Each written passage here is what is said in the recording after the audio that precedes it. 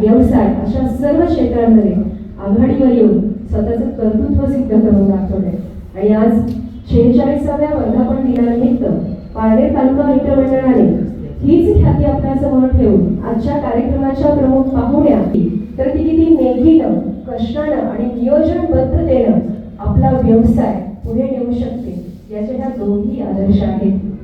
खरं तर अरुणाताई तलाळांचा प्रवास म्हणजे एका खेळाडूपासून सुरू झालेला एका संस्था चालिकेचा प्रवास आहे।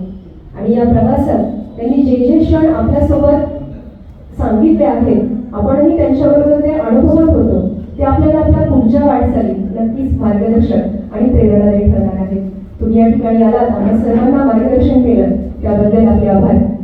खरं तर याच कळीला जोडत अजून एक सत्कार या ठिकाणी मी ठेवू इच्छिते।